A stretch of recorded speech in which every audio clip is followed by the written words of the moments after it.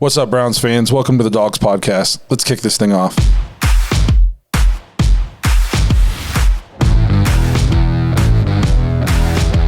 Welcome to the Dawgs Podcast with your hosts, Blake Reneker, Zach Kopp, Justin Charles, and Josh All.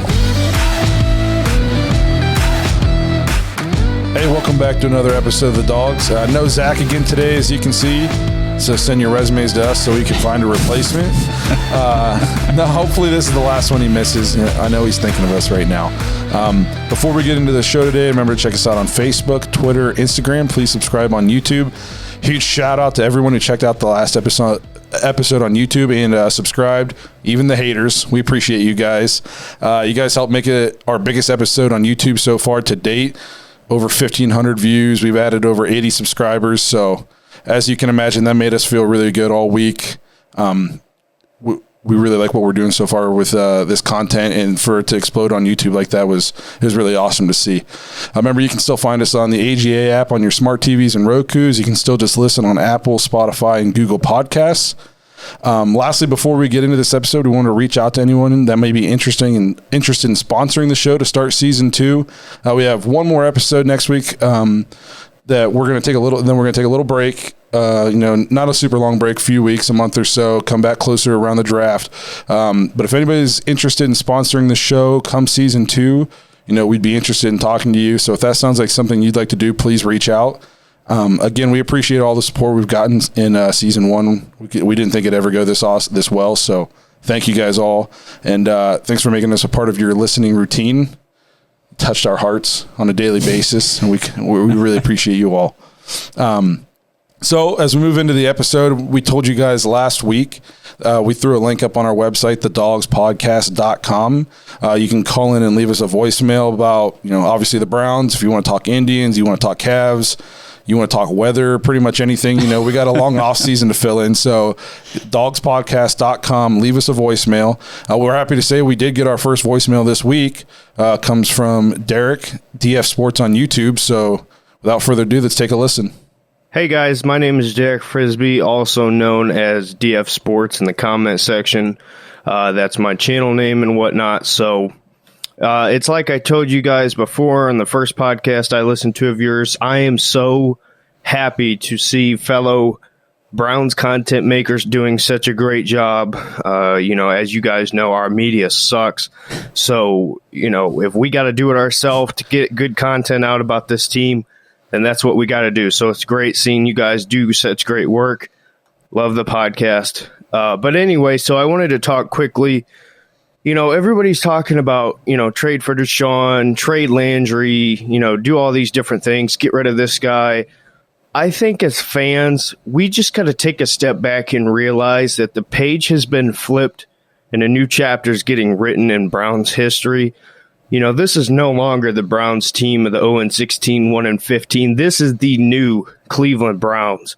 And, I believe next year, it's not crazy to say AFC Championship. But if we're going to do it, I want to do it with the guys that got us there. So is Watson better? Yeah, probably. But let's roll with Baker.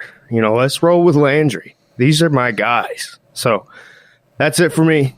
Love this show. Thanks for everything you do. If you need a co-host sometime, let me know.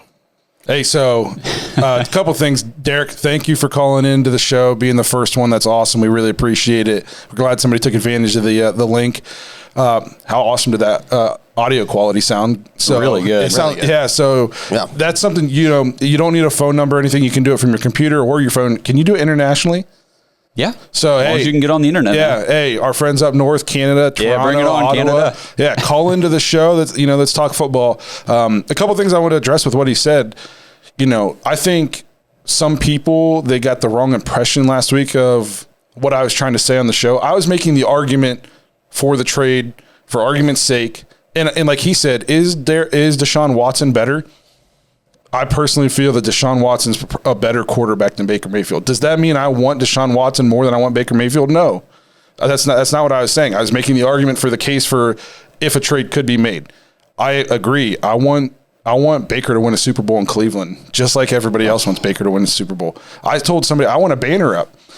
I want his face on the side of Cleveland every time I go up. I want his statue out, in front of First Energy Stadium.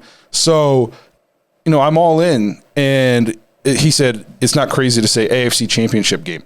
I personally feel that if the Browns shore up the defense and we bring a top 15 defense to the league next year, we're one of, a handful of teams that I think are considered legit Super Bowl contenders. 5 points away from it this year. Yeah. Yep. And we gave the Chiefs, I know that Mahomes got hurt, but the Bills did not put up the fight against the Chiefs that the Browns did. Nope. Mm-mm. It was Pretty very much surprising. rolled over. And very surprising. Yeah. So I just think the future's so bright for this team, especially if we shore up this defense. And, we're going to get into, when we come back after the break, more specific players we want to add to the team, who we want to draft, that kind of stuff.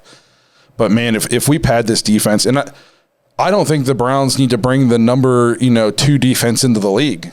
I think our offense is so good and they can control the clock.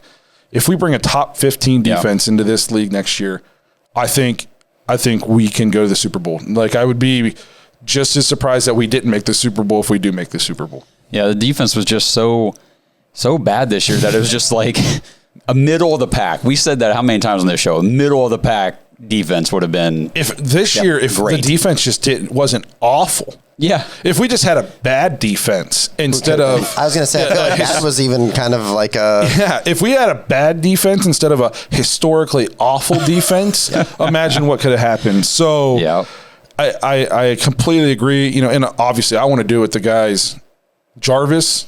If anybody deserves to go to a Super Bowl, Jarvis Landry deserves to go to a Super Bowl. It's the way he came to Cleveland is completely bought a house in Cleveland. He's all about Cleveland. Jarvis Landry, who still has not missed a game in the NFL.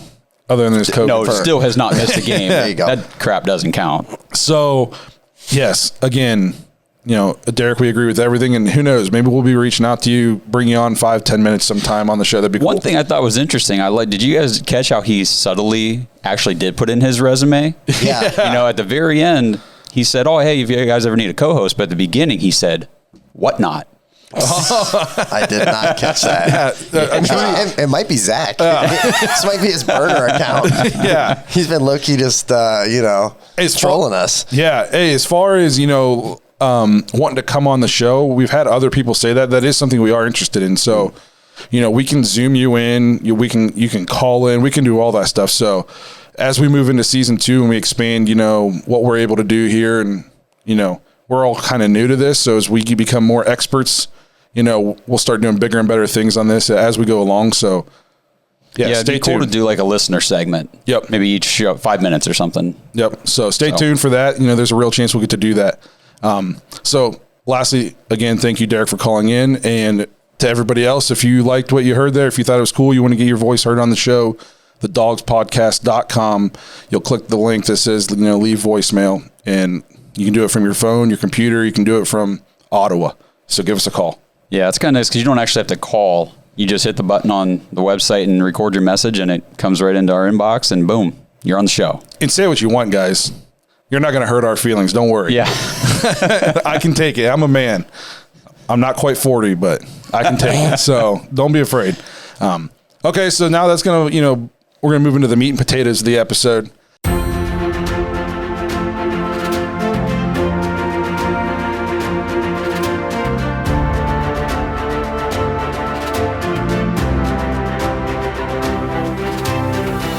We have something that we think is pretty cool. You see other programs like ESPN do this kind of stuff. We're going to do our own postseason awards for the Browns. We've called them the Mad Dog Awards. So essentially what's going to happen here is we came up with different categories. We gave them, Josh gave them cool names, all dog related. And then we came up with categories and we came up with nominations. And we're going to go over the categories. We're going to go over the nominations with you guys. And then next week on the, we'll call it the season 1 finale of the Dogs. Yeah. We'll tell you who we think should have won in each category, who, like MVP, Defensive Player of the Year award, that kind of stuff. But what we're really interested in, we're going to put this out there, is who do you guys think should have won these? We're going to put a survey out there. You'll be able to vote on the survey. If you just want to comment and put, say your thoughts. If you want to call in, leave a voicemail, say your thoughts. But we really want to hear what you guys have to say about, this year's Browns team. So we're going to give you our 2 cents, but really we're hoping next week's episode can be all about what you guys have to say. Yeah, and I mean, by the time you're listening to this, everything will be live. So if you want to follow along with the show, go to thedawgspodcast.com. There's a banner at the top for the Mad Dog Awards. Just click that. It'll take you straight to the survey. Or, you can follow through the categories. You can vote as we go. And can't wait to see who wins these Mad Dog Awards. We'll be able to post the survey on our social media pages. Yep. Mm-hmm. Okay, so it'll be there. Yep. So you'll be able to find it on Facebook, and if I can ever get a hold of Zach because he does the Twitter, we'll have it on Twitter, and my wife does the Instagram, so I'll make sure she gets on that. Nice. So. All right, so let's move into what these categories, some of these nominations are. Listen closely, get your guys' votes in, and here we go. All right, category number 1 is the Offensive Young Pup Award.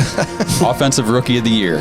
Okay, so our nominations. Nominees are offensive line Jedrick Wills, tight end Harrison Bryant, wide receiver Donovan Peoples-Jones, and offensive lineman Nick Harris. Okay. They were the only 4 offensive rookies on the team, so they all get nominated. Good for you guys. Yeah, I think, some of our rookies that I think we didn't intend. I think the only rookie we really intended to probably see a lot of meaningful snaps was Wills. Yeah.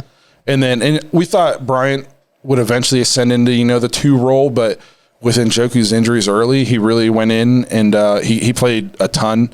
And then was there a bigger surprise for the team than Donovan Peoples-Jones? See, you say surprise, but we talked about him as that 6th round pick that people did tout as a first, second kind of round low talent. risk, high reward. Yeah. Yep.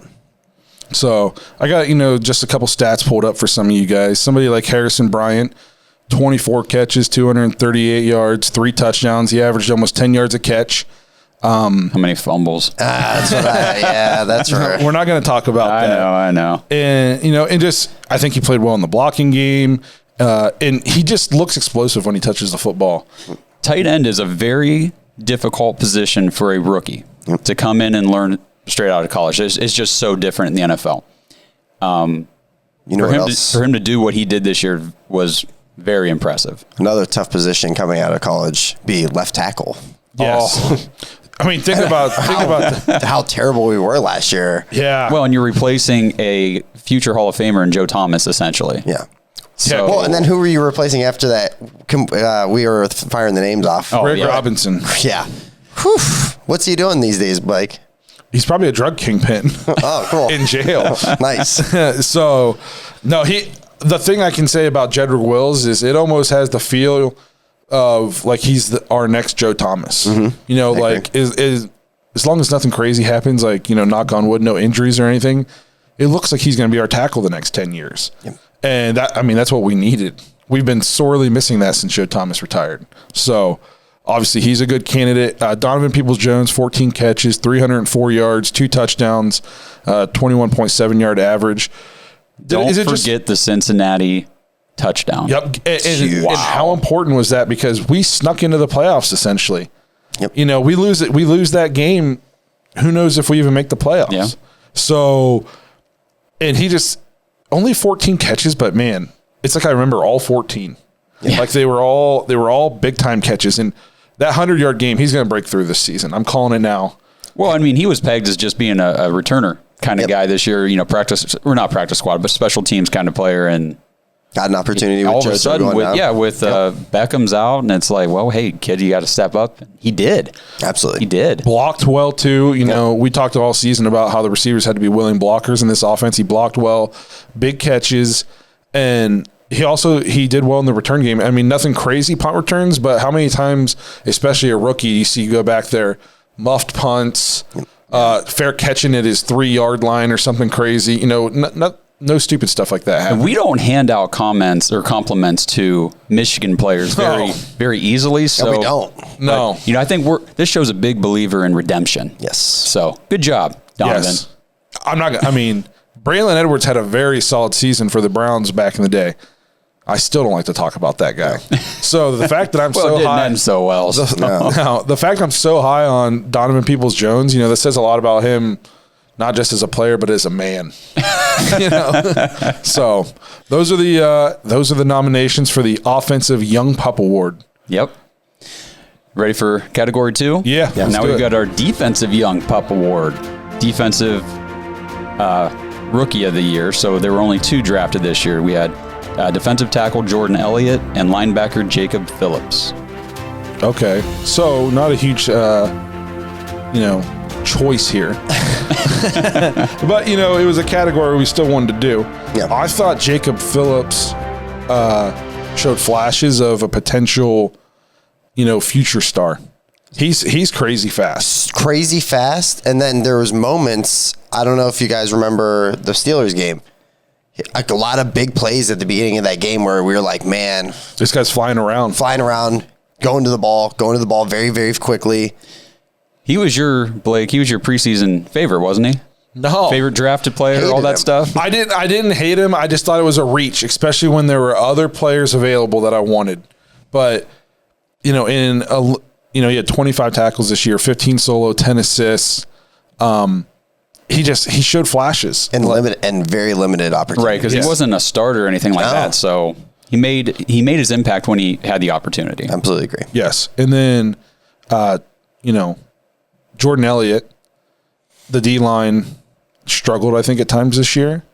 But I think at least everything I'm hearing, he showed a ton of potential. He had 15 total tackles, 6 solos, 9 assists. I think because of the potential he showed the guys, people like Ogunjobi might be out.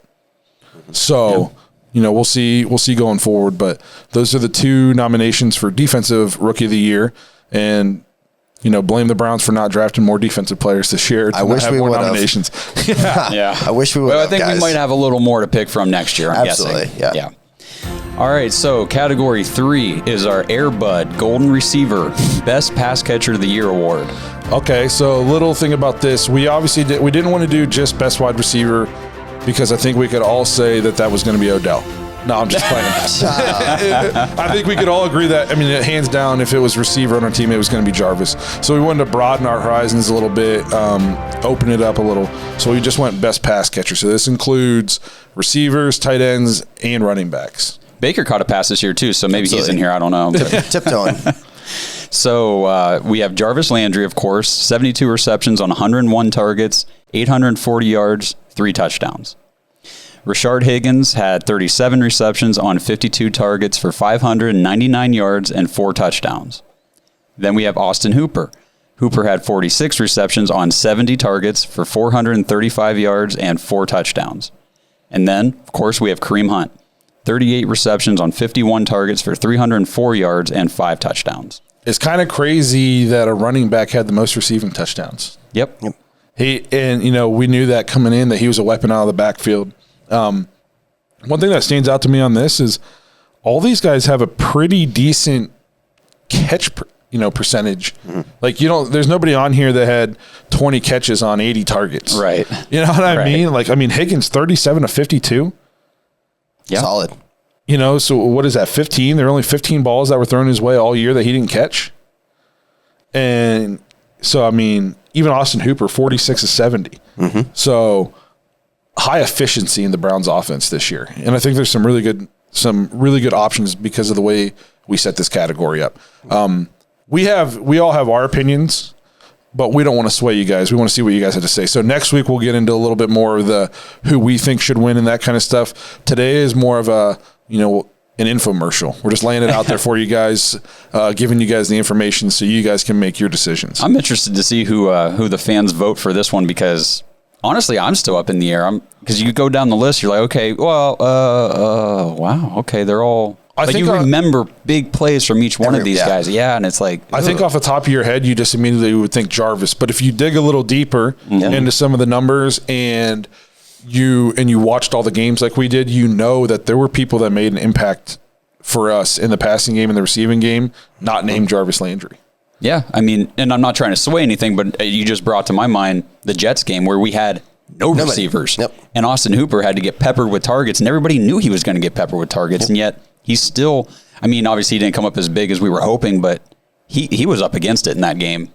He was basically the only professional pass catcher out there. Amen. Yeah. So a lot of good options there, and I'm really, like Josh said, I'm really curious to see who you guys considered not just the best receiver, but the best pass catcher. Because what do you put more emphasis on? Do you put more emphasis on yards, or do you think touchdowns? Yeah. What affects the game more? So, Jarvis, 840 yards, but Kareem Hunt had almost double the touchdowns. Yep. You could have people, too, that make the argument that Odell still, even in a half year, his numbers aren't bad. No, they're really not bad. Honestly, before he went out, I argued every week on the show that he was our best receiver this year. And I argued against that every week. But, he's very talented. Very, very talented. Just for giggles. Odell? I'm going to pull up Odell's stats. I got him, yeah. Oh, go ahead, Josh. Oh, he was 23 receptions on 43 targets, 319 yards, and 3 touchdowns. How many games was that? 7. So he matched Jarvis's touchdown total in half as many games. Yep. Less than half. Yeah. And he averaged 13.9 yards per catch. Yep. The yardage isn't great, but we also all remember that Dallas game. Yeah. Where he just said, this is the difference, too, between a lot of times as fans, we do a lot of our analysis, I use that word loosely, on emotion and what we're seeing at the time and everything. But when you kind of dig into stats like this and you see what the team was able to do that second half of the year and what Beckham was doing the first half of the year, it's like, I don't know. Maybe we bring him back next year and it's like, wow, we were way off base. So I was actually a little surprised with a lot of the reaction to the video last week. A lot of people were saying bring Odell back. And I think, 2 or 3 months ago, people were screaming to get rid of him. And then I think it's just people started to warm up like, well, hey, if we can get him into this offense, who knows what could happen? Yeah. I think there's more trust, too, with Baker that it's not going to be that same kind of, I have to get him the ball. No, I agree. I think it was super. I don't want to say there's a silver lining to a guy having such a bad injury, but for Baker to come out and have the success that he did without him, I think it does a lot for his mindset going into the next season. He knows he doesn't need him. He's a luxury. He doesn't need to force the ball to him. Mm-hmm. So, well, those are your nominations for Air Bud Golden Receiver Award. By the way, Josh, I was telling some people about these names and they loved them. Oh, good. Because I'm going through this. I'm like, this could either be really cool, funny, or just super corny. The people I talked to said it was really funny. So, hey, let us know what you guys think. The show's the Dogs. Come on. Yeah. So, yeah, nicely done. Mm-hmm. Well, for the next category, we have our Guard Dog Award. That would be our best offensive lineman. So we've got, obviously, the 5 stars. You got your left tackle, Jedrick Wills, left guard, Joel Bitonio, your center, J.C. Treader, right guard, Wyatt Teller, and right tackle, Jack Conklin. What a difficult category. What a good problem to have, guys. Last year, it was the opposite. There'd have been 2 people maybe in this category. Yeah. Yeah, because I don't see, highest dog award, which Craig Robinson would have sealed up. Yeah, I was going to say. No, so I knew whenever we were coming up with this, my nomination was for this award, and it might surprise some people. I'll get into it next week. But, man, the worst one of these guys might be J.C. Treader or Wills. And Wills, we just talked about, and J.C. I feel like J.C. Treader, he's not making Pro Bowls or all pro teams, but he is just a very good center. Yep. All the time. He's a very good, and the dude plays through injury. Yep. I feel like you need a lineman that can because linemen get banged up. The dude plays on like broken ankles and stuff. You can make an argument for any of these guys. And I think that says a lot about what Cleveland did and then also the hiring of Callahan in the offseason. Yes. What a huge question mark that was. I think a lot of people saw that we were going to be okay when you add, a Conklin and you add, a Wills in the draft. I think people saw, hey, this line is going to be a huge, huge improvement. But man, the bringing in of Bill Callahan, it's very overlooked. I almost think we don't talk about that enough because it wasn't a shoo-in that this line was going to be great. Yes, we added Conklin, but nobody thought Wyatt Teller was going to be the number 1 graded Pro Football Focus guard in all of football. And despite everybody, loving Jedrick Wills, he still went 10th. There were other tackles taken ahead of him, and we still had to transition him from right tackle to left tackle. Played left tackle. We have to remember that he was a right tackle at Alabama. So it wasn't a shoo-in that this line was going to be great. When we had our hopes and we thought it could be, but it's a testament to these guys, and like Justin said, I mean, I don't think Bill Callahan gets talked enough about the success that this Browns team has. No, he was big. And I'm just going back real quick. I know you said about J.C. Treader. Unless I'm looking at this the wrong way, Pro Football Focus has him ranked number 2 in the league. Really? As a center. Yeah. Call me crazy, but does the dude ever get Pro Bowl votes?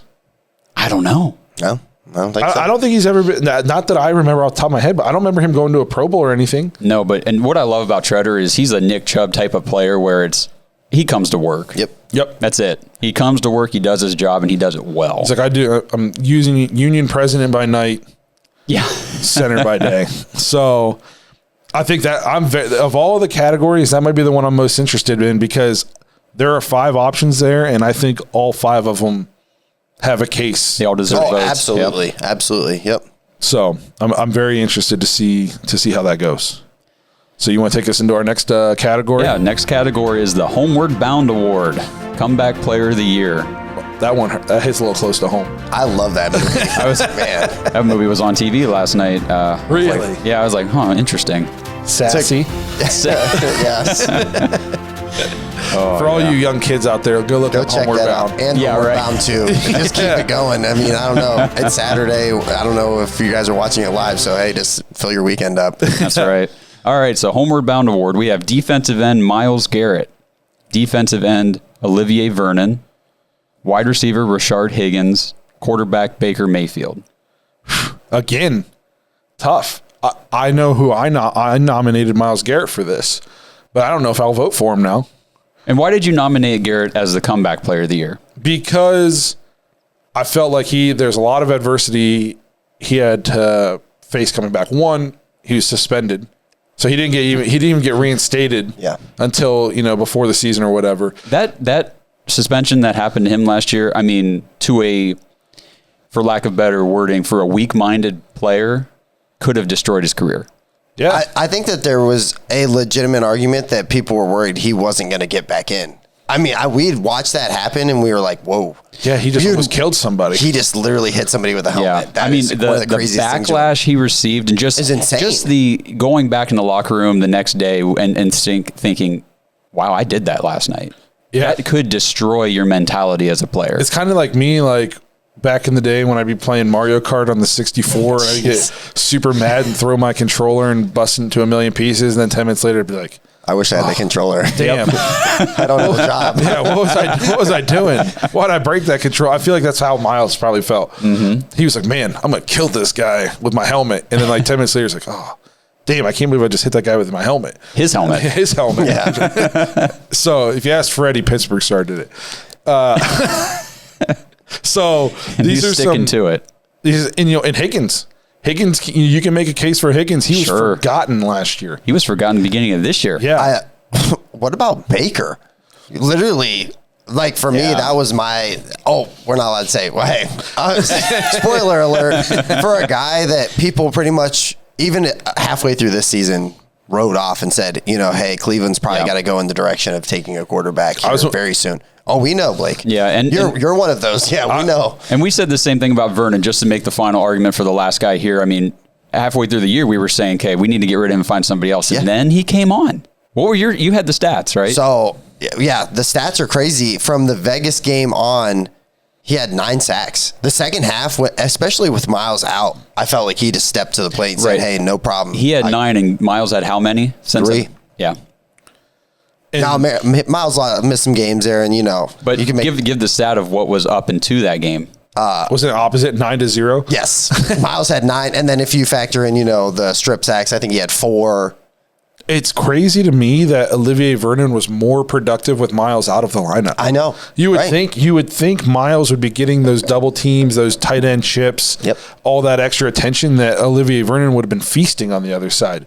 So, we talked, do we bring him back? If Olivier Vernon's willing to take, I'm not saying he has to take a huge discount or a veteran's minimum or anything, but if he's willing to take a team-friendly deal to try to win a Super Bowl here, I think you 100% bring him back. And I think he is kind of probably up for that because he restructured his contract in training camp. And I didn't know a lot about him before he came in, but he just kind of seems like a pro's pro. Yep. A lot of these guys on these Browns under Stefanski's direction, they just kind of go about their business. Mm-hmm. You know, you don't hear a lot from him. So I became a believer blah, blah, blah, in Olivier Vernon. I was also a believer of that guy also. Yeah. But I do want to touch on the Baker thing because 10 games into this season, I was still not sold. And it now, you know, that's our quarterback. Yeah.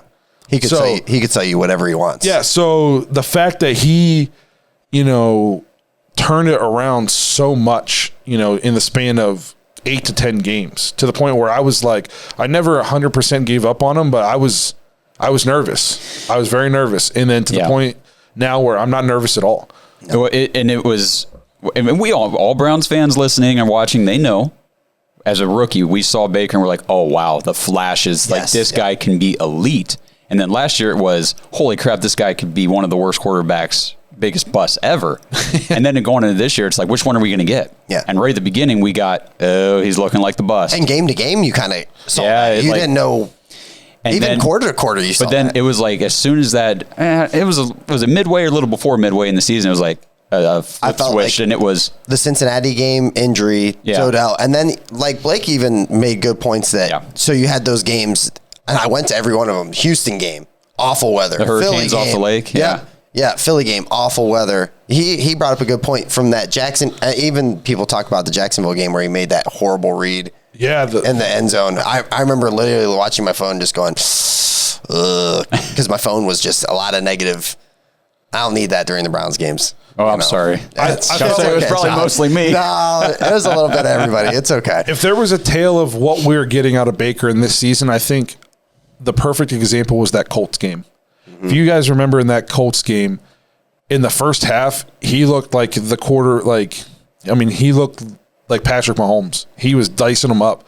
And then if you remember the second half, it was abysmal. And I was like, man, we've seen the best and the worst of Baker all in one game.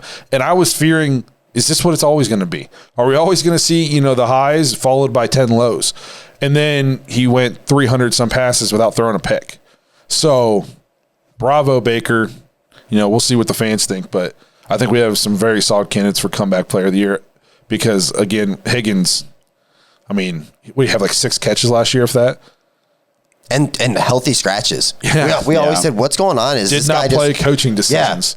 Yeah. Is it a Freddie thing? And then even going into this year, we were going, what is really going on with this guy? Because you were seeing it happen again this year. And I'm like, he's so talented. He's so explosive. Why is Hodge in there? You know? Yeah. What is going on? What is going on with this guy?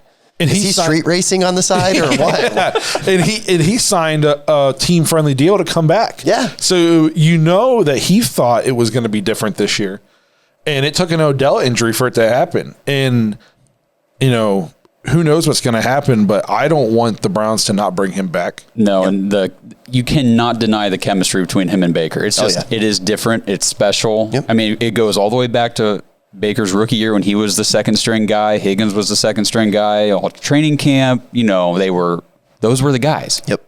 So that was Baker's guy. I think you have it nailed there. There's something special. There's something just. I feel like nice. If he doesn't get speared in the helmet in that Chiefs game, you know, who knows what we're talking about right now with Higgins, because he almost made, you know, the play of the century for the Browns. That was a game-changing type play. So. Well, let's move into the next category, a category that I came up with, so I'm pretty pumped about it. Yep. This is the Dog Pound Dog Award.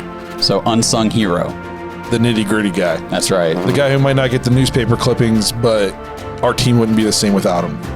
Yep. All right, so the nominees are running back / kick returner Dearness Johnson, offensive line Blake Hance, offensive line Kendall Lamb, cornerback MJ Stewart, and defensive end Porter Gustin. Man, we got some interesting names in here. Yeah.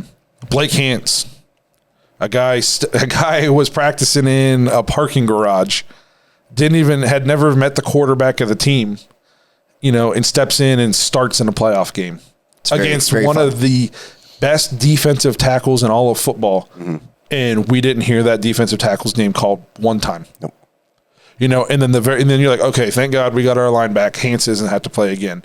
And the very next week, Wills goes out on the first play or something? Yep. And he steps in, and Hance has to step in and play a different position. So this is a guy who wasn't on the team 3 weeks ago, has now started in a playoff game, come in the second play of a playoff game in 2 different positions, and played very well in both of them. Yep. So, I'm going to make an argument for a couple of these guys. Don't think I'm swaying your guys' opinion. No. And I'll piggyback off that too. If you want to go line, I feel like Kendall Lamb. I mean, that was another plug and play at wherever he needed him. You put him in. And we thought, Chris Hubbard, we got, And he only had 2 less touchdowns than Higgins. Yeah. Or not Higgins, Jarvis. Yeah. Two less receiving touchdowns than Jarvis. Yeah. I think him coming in, and he was matched up with TJ Watt. And the Steelers we game. always went, that first play, yikes. This is gonna be rough. That was it. Yep. That's all you heard. You didn't hear TJ Watt's name the rest of the game. Nope. Kendall Lamb had that on lock. Yeah. Something I would not have made a dollar bet on that. No.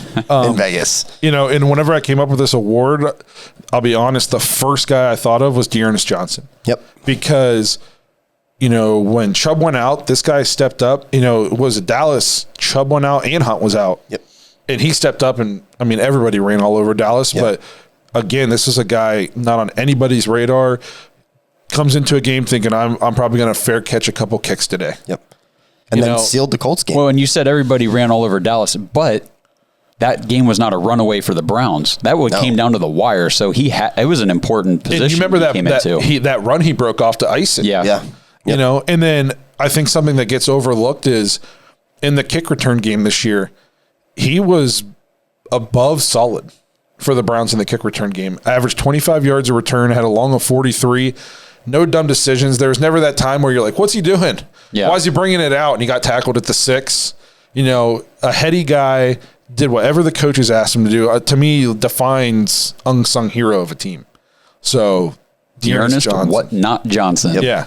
And then a couple of these other guys, MJ Stewart, we gave him a rough time. But, man, that guy played his heart out down the stretch. For a practice squad guy who was never supposed to be on the field to begin with. 2 crucial interceptions. Yes. And just flew around the field. Mm-hmm. I feel like he might not have always been, in position to cover people or whatever. But, man, that guy played with a ton of energy, a ton of heart, always around the football, tackling people, interceptions. And, again, a guy wasn't even supposed to be on the field, and he probably earned himself a job, if not on our team. He'll be somewhere. I gotta say too, talk about the culture shift in Cleveland, because if you had a practice squad player 3 years ago coming in and playing in a game, it would have been a joke. Yep. Because the culture was, who cares, we're 2 and whatever anyway, it doesn't matter. Yep. These guys come in off the practice squad this year and they played their hearts out. Yep.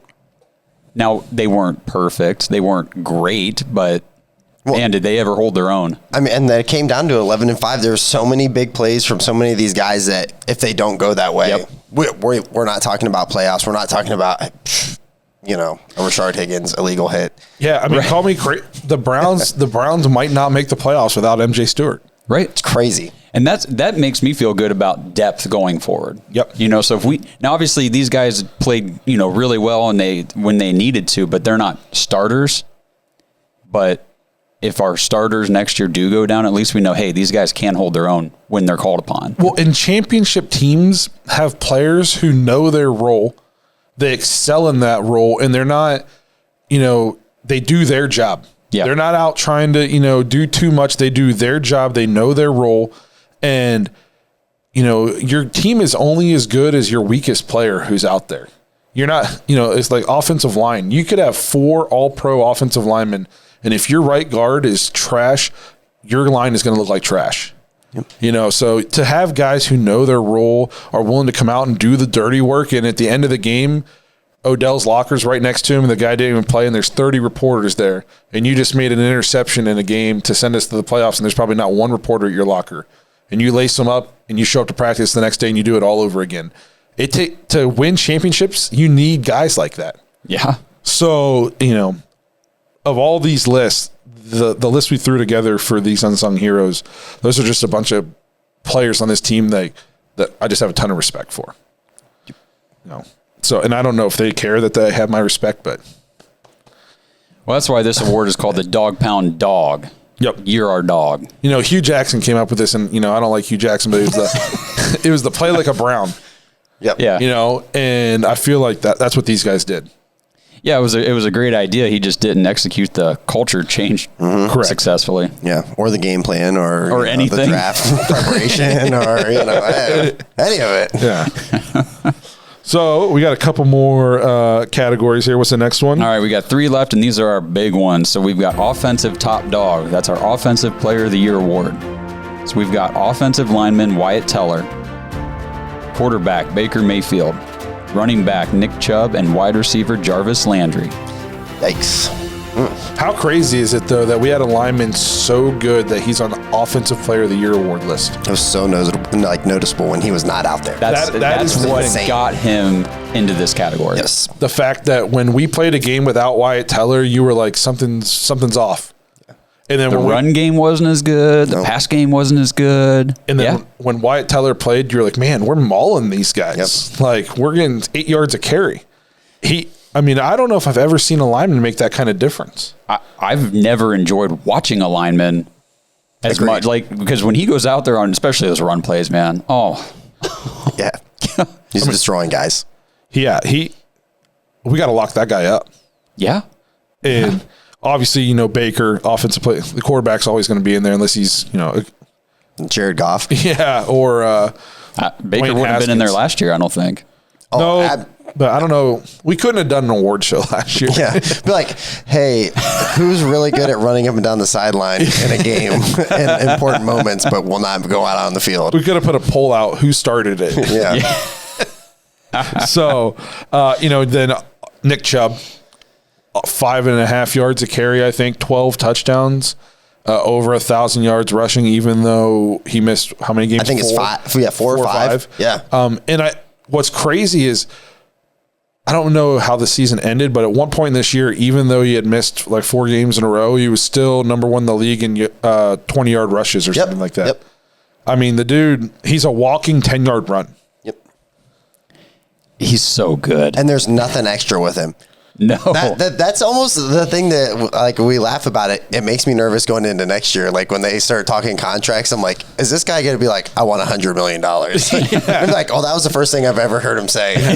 We can't afford this guy anymore. One of my favorite things that was said about Nick Chubb was Ryan Clark on Get Up. And he was talking about, they were talking about the Browns and how good Nick Chubb was. And he's like, this guy, there's something to be said. You should be scared of the guy who comes out, no wristbands, no visor, no gloves. He just looks like the mannequin of how to wear your uniform. He just looks like the mannequin out there. Like, he was like, oh, this is how this goes.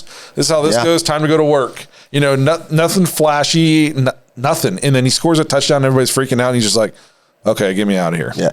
I think one of my favorite things I've ever heard him say is they asked him something about you're so quiet. Why don't you try to put yourself out there a little bit more? And he's like, hey, or like, does Ferrari put commercials on TV? No, they don't. Which tells me he's got it in there to be a little bit. Knows. Well, he knows. Yeah. And then the Dark Knight thing, like, it's so awesome. Yeah, I'm kind of nerdy, so like the Batman reference, I'm like, I feel you, bro. I think we're all a little bit nerdy here. Oh, yeah. The night is darkest before the dawn. Didn't you have a cat named Muggles? I do have a cat named Muggles. Oh, man. It's all coming out now. Yeah, so we're all a little bit nerdy here. Don't you worry. So, and then obviously Jarvis Landry, we talked about the biggest, acquisition this team's made in maybe franchise history as far as changing a culture of your team. Oh, yeah. And had a bad start to the season. The first half was not good. Drops. He had more drops the first half of the season. Played hurt. That Colts game, broken ribs. They never really said how many ribs he had broken, but I mean, watching the hit happen, I'm like, oh, that sucks. Yeah. He's not playing. And then had a excellent second half. He embodies everything that I still say that wide receiver room where they caught him just getting into everybody's business and calling him out for not practicing. It's contagious, I want that. I want that in Cleveland. Oh, yeah. Those are the guys who change cultures. Yep. The coach, if the coach has to be your rah-rah guy and your culture changer, you're not going to change your culture. The coach can only do so much. The players have to buy in and hold each other accountable. Absolutely. And he started it 3 years ago, and he's just been molding the team essentially. So, what do you guys find important? Do you think it's his leadership? is going to make him offensive player of the year, or do you want, Nick Chubb's yards? Or is it the fact that Wyatt Teller was the best guard in all of football? So, again, tell us what you think. Vote, dogspodcast.com. Click the banner at the top. Check it out on Facebook. Check it out on Twitter. It's just a little mid-game reminder how to vote for this stuff, okay? And again, call in.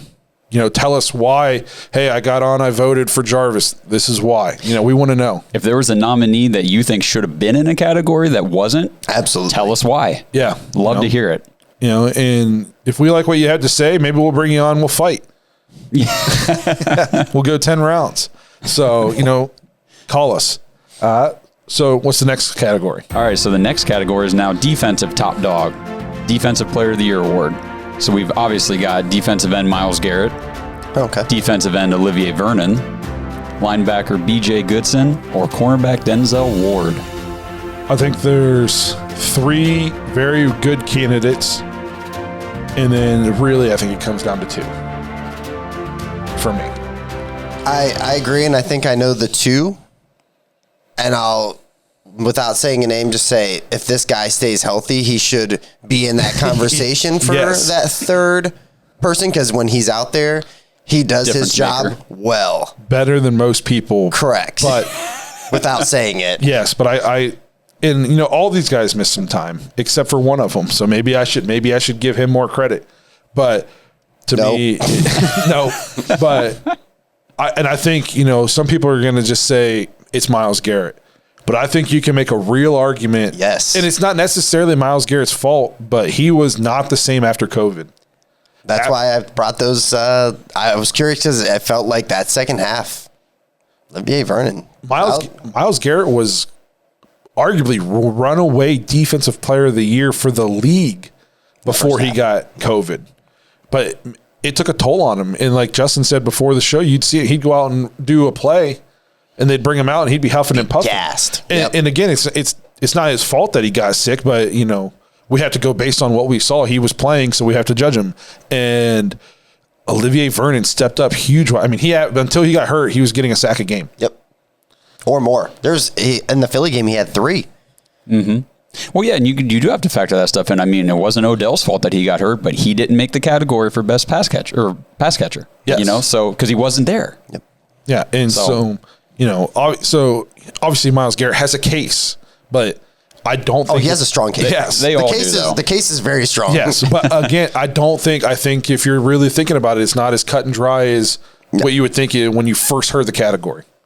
Yeah. I think if you think about it, Denzel Ward has one of the lowest completion percentages in all of football against him.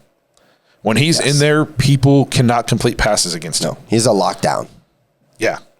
And this is a little off topic, but we might be getting Richard Sherman. Yeah. Imagine pairing Richard Sherman with Denzel Ward. I like the leadership aspect of it. Obviously, I was talking with a guy at work about it, and he's compared to Terrence Mitchell. That's an upgrade. That's a huge upgrade. Here's the thing. Richard Sherman is an upgrade over 90% of the league. Mm-hmm.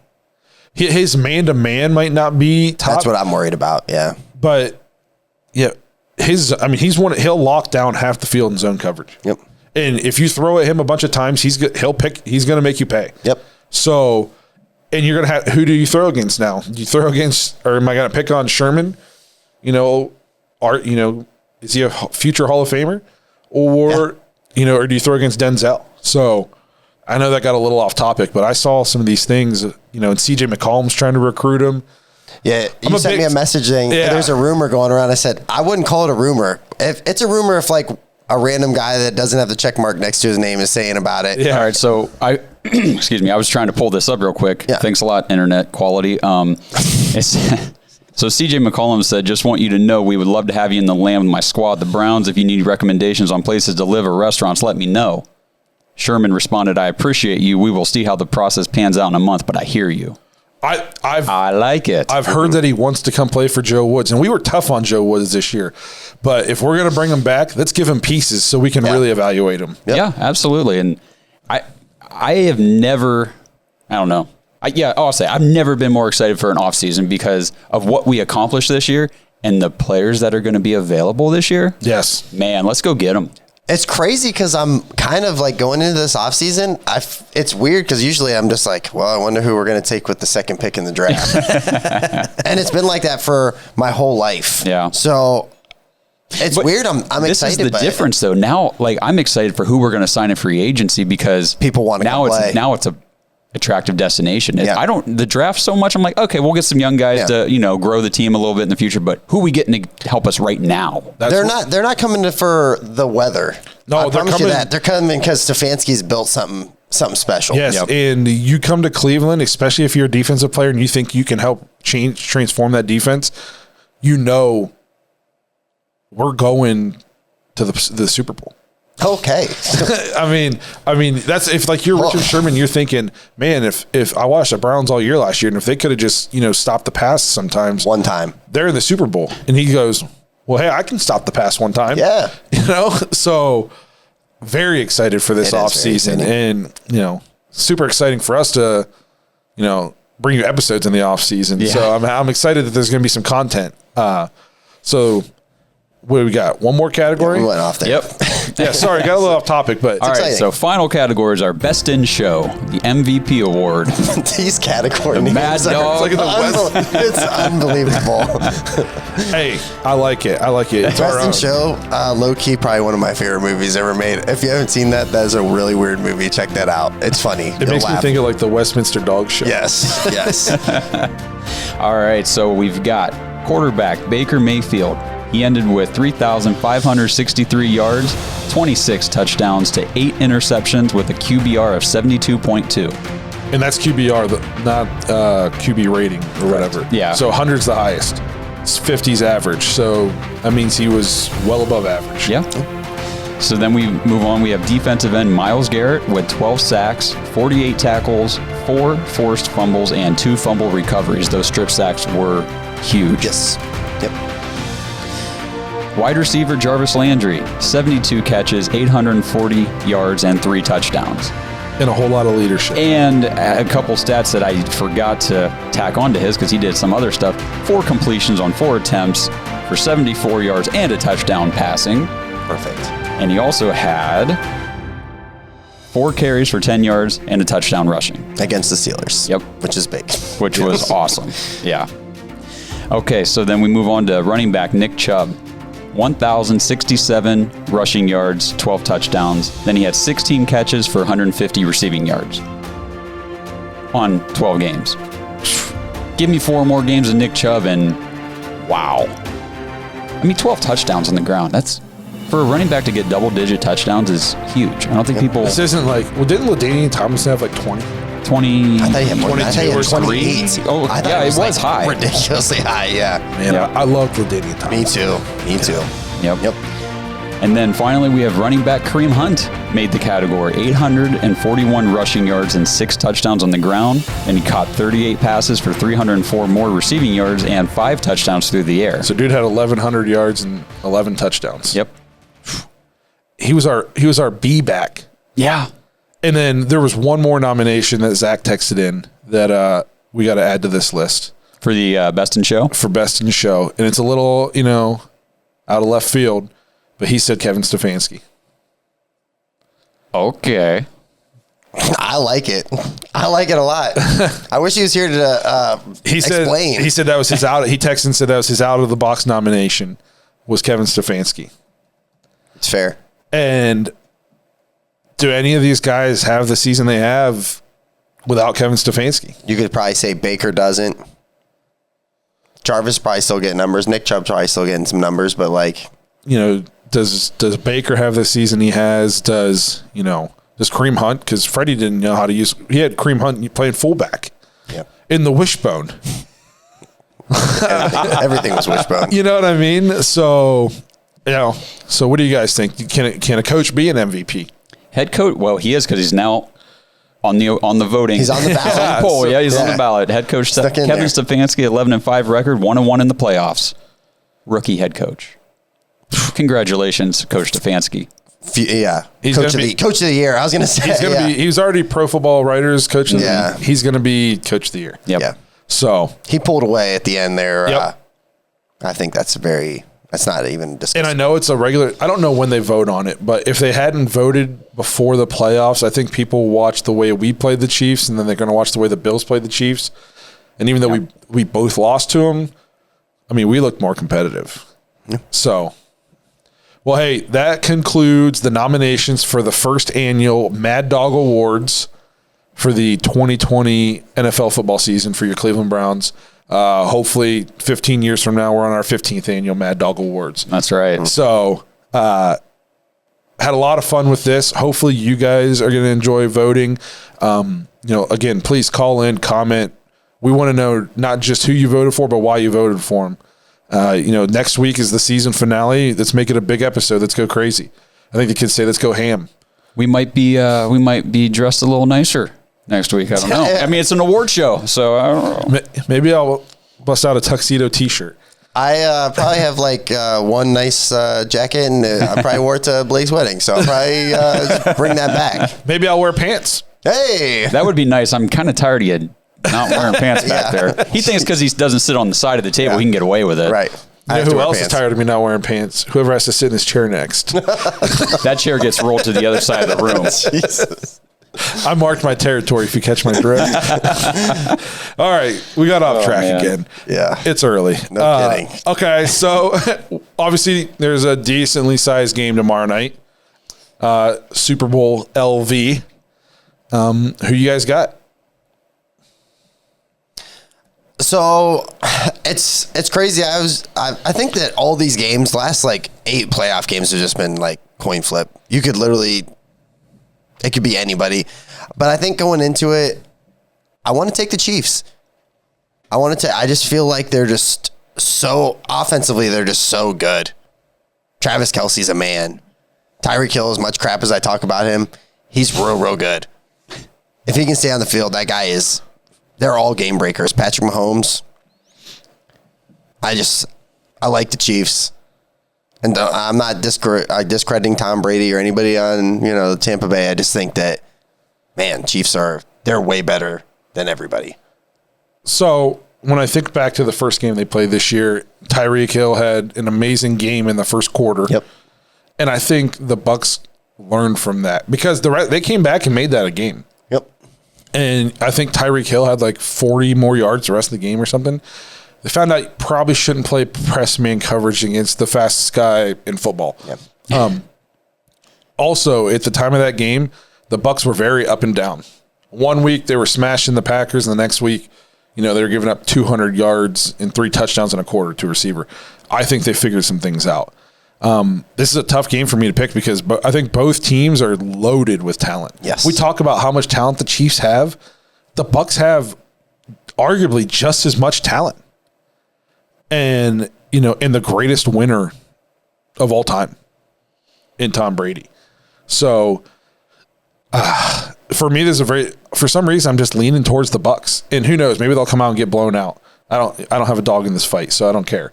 But and I also think we're all expecting offensive shootout, so I'm calling defensive struggle. Mm-hmm. I'm saying Bucs win 14-10 or something crazy. I think it's overlooked that the Chiefs are missing their 2 starting tackles, and Patrick Mahomes has a banged up toe. I thought he was missing 2 toes. Yeah. Correction. So, we saw in the Browns game before he hurt his neck, he was not as sharp throwing the ball whenever he hurt his toe. Didn't look bad against the Bills, though. No. So, I don't know. Well, I guess we'll see. We'll see how he's doing. But I could be way off, but for some reason, there's just something telling me it's not going to go the way we all think it's going to go. Yeah, I don't know. Both defenses, the thing is, Tampa Bay's defense is better, I think, but the Chiefs' defense isn't bad. They're both good defenses. They've been playing very good. Yes. They dominated the Bills. Yes. The Bills were the hottest team in football, and they shellacked them. They did. So I think I could see it being the defensive struggle like you're saying, and I'm just sitting here thinking, okay, so if the game is 23-20 or 24-20, right, with a minute and a half left, which team is ahead and which team needs to go down the field and score a touchdown? You know what I mean? Do you think Brady goes down to score the touchdown to win, or or is it Mahomes that can go down the field? Oh, they both can do it, bro. But let's be honest. But I guess the Bucs have been so back and forth, and Brady has been so prone to the inconvenient interception this year, and Mahomes has been so not. He's been precise. I don't know, man. I will take the Chiefs in this game. I thought you were going to say you're going to switch it up and be like, I'm taking my boy Tom Brady. If you didn't watch Are the you going to be wearing your Tom Brady episodes, yeah. Don't let him lie to you. This guy likes some Tom Brady. He loves some Tom Brady. 43 years old and playing the way he is. It's Whenever crazy. you've watched the drop-off of Peyton Manning, you watch the drop-off this year of Drew Brees, Phillip Rivers, these guys that, get close to 40 or hit 40, and all of a sudden it's dead arm. Brady throws that ball down the field. Oh, he's still got the best of A them. cannon. He still throws the ball 70 miles per hour. Yeah. Yep. But it's just Mahomes, this is the changing of the guard. This is where the GOAT hands it over to the future GOAT. And that's very fair. fair. Mahomes' athleticism, watch the Super Bowl and just sit back and take in the greatness on that field tomorrow. Last football game for 8 months? Yeah, soak it in. Yes, that's, enjoy it because, man, it's going to be a cold off season. I hate it. It's like the worst time of the year for me. It's a long winter. What the Counting Crows say, it's a long December. So enjoy the Super Bowl. I know I'm going to enjoy it. I think it has a chance to be a really good game. I'm predicting defensive struggle. I'm kind of hoping it's a shootout, though, just for fun. So that's who we think next week. Oh, and Zach picked Chiefs 38-35. Oh, we doing scores? Do we have to do scores? I said 14-10. What'd you say, 24-20? Yeah, somewhere in there. I don't know. Give me Chiefs 40-35. All right, so that'd be your shootout game. That'd be a lot of fun to watch. I should make this game weighted because I'm the only one who picked the Bucs. I'm not be like winner take all. I'm pretty sure Zach's far enough ahead in the game picks this year that we're all buying him dinner, so this doesn't really matter. But Taking him to Chuck E. Cheese. Yeah. Next week we will review, the Super Bowl. Obviously we'll do the awards show, and then we'll review our picks for the season, give you guys our yearly totals, see how we did, see who won the pick'em for the first season. But let's wrap this thing up. I got an Xbox to go buy. Ooh. So thanks for checking out another episode of The Dogs. Remember to check us out on Facebook, Twitter, Instagram. Please subscribe on YouTube. Share the video on Facebook if you don't mind. It helps us out a ton. One thing I forgot to mention at the beginning of the episode is you got one more NFL game to use our promo code for Thrive Fantasy. That promo code is DAWGS, DAWGS.